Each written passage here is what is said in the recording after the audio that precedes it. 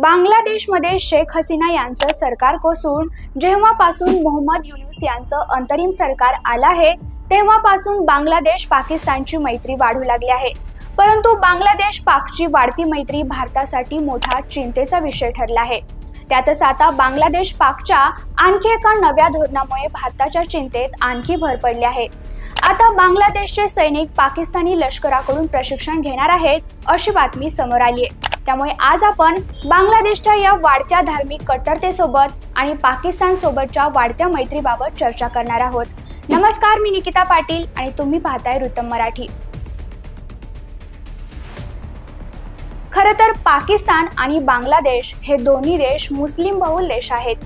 पूर्वी बांगलादेश पाकिस्तान एकच राष्ट्र होते, परंतु 1971 मध्ये बांगलादेश मुक्ती आंदोलनामुळे पाकिस्तानची फाळणी होत पाकिस्तानचा पूर्व भाग बांगलादेश म्हणून उदयास आला। पाकिस्तान मात्र पाकिस्तानच्या या फाळणीसाठी भारताला जबाबदार मानतो। तसं पाहायला गेलं तर बांगलादेश स्वतंत्र राष्ट्र बनल्यापासून बांगलादेशचे दक्षिण आशियात फक्त भारताशी चांगले संबंध आहेत असं मानलं जात होतं। भारत बांगलादेशमध्ये दरवर्षी 10 अब्ज डॉलरचा व्यवसाय होतो। एकंदरीत शेख हसीना यांचं सरकार होतं तोपर्यंत भारत बांगलादेशमध्ये चांगले संबंध होते आणि बांगलादेश पाकचे संबंध फारसे सौहार्दपूर्ण नव्हते।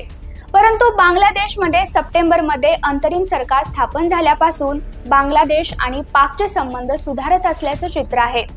सर्वात प्रथम आपण नुकतीच समोर आलेली माहिती पाहूयात। आता बांगलादेशचे सैन्य 1 वर्ष पाकिस्तानला प्रशिक्षण देणार आहे, तर पाकिस्तानचे सैन्य बांगलादेशच्या सैन्याला 1 वर्ष प्रशिक्षण देणार आहेत। या उलट शेख हसीना यांच्या कार्यकाळात पाकिस्तान सोबत लष्करी सरावाला बंदी घातली होती। मात्र आता अंतरिम सरकारने घेतलेला हा निर्णय भारतासाठी सुरक्षेच्या दृष्टिकोनातून चिंतेचा विषय ठरणार आहे। शेख हसीना यांनी 2022 मध्ये पाकिस्तानी नौदलाच्या चीन निर्मित तैमूर जहाजाला बांगलादेशाच्या चट्टोग्राम बंदरातून नेण्याची परवानगी दिली नव्हती, परंतु सध्याच्या अंतरिम सरकारने पाकिस्तानमधून येणाऱ्या माल वाहतूकदारांना इथून आयात निर्यात करण्याची परवानगी दिली आहे। एवढंच नाही तर सध्या या मालाची तपासणीही केली जात नाही। त्यामुळे पाकिस्तान या बंदरातून ईशान्येकडील फुटीरतावाद्यांना शस्त्र पुरवठा करू शकतो अशी भीती व्यक्त केली जाते। भारतासाठी चट्टोग्राम बंदर महत्त्वाचे आहे, कारण चट्टोग्राम बंदराच्या माध्यमातून चीनच्या हालचालींवर भारताला लक्ष ठेवणं शक्य होत असे। तसेच शेख हसीना यांच्या काळात भारताच्या मालवाहतुकीसाठी चट्टोग्राम आणि मोंगला बंदराचा उपयोग करण्याची परवानगी भारताला देण्यात आली होती। एवढंच नाही तर पाकिस्तानने बांगलादेशच्या व्यापाऱ्यांना मोफत व्हिसा देण्याचाही निर्णय घेतला आहे, तर बांगलादेशने देखील पाकिस्तानी नागरिकांना व्हिसा देण्यापूर्वी आवश्यक असलेली सिक्युरिटी क्लिअरन्स रद्द केला आहे। तसेच पाकिस्तानचे पंतप्रधान शरीफ यांनी बांगलादेशातील सरकार संचालित साखर कारखान्यांना तांत्रिक स्वरूपाची मदत करण्याची तयारी दाखवली आहे। या सगळ्यावरून लक्षात येतं की बांगलादेश पाकिस्तानचे संबंध अधिक मैत्रीपूर्ण होत आहेत। बांगलादेशमध्ये 11 सप्टेंबर 2024 ला पहिल्यांदाच पाकिस्तानचे संस्थापक मोहम्मद अली जिना यांच्या 76व्या स्मृतिदिनानिमित्त ढाक्याच्या नॅशनल प्रेस क्लबमध्ये उर्दू भाषेत कार्यक्रम आयोजित करण्यात आला होता। या कार्यक्रमानंतरच बांगलादेश पूर्व पाकिस्तान होत आहे की काय अशा चर्चांना उधाण आलं होतं। बांगलादेशात राजकीय उठाव होणं, त्यानंतर मोहम्मद युनूस यांच्या ताब्यात देश जाणं, त्यानंतर हिंदूंवर प्रचंड हल्ले सुरू होणं आणि आता पाकिस्तानशी संबंध वाढणं, हे सगळं एका विशिष्ट दिशेने जात असल्याचे दिसतंय। त्यातच पाकिस्तानी गुप्तहेर संघटना ISIचं बांगलादेशात सक्रिय होणं हे चिंताजनक आहे।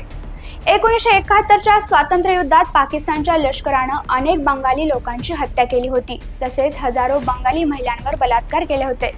त्यामुळे पाकिस्तान लष्कराने बंगाली लोकांवर केलेल्या अत्याचार, नरसंहार, बलात्काराबद्दल पाकिस्तानने औपचारिक माफी मागावी अशी शेख हसीना सरकारची महत्त्वाची मागणी होती। आता मात्र बांगलादेशच्या अंतरिम सरकारचे प्रमुख मोहम्मद युनूस आणि पाकिस्तानचे पंतप्रधान शहबाज शरीफ यांच्या भेटीनंतर हा माफीचा आग्रह सोडण्यासाठी बांगलादेश तयार असल्याचं चित्र दिसते।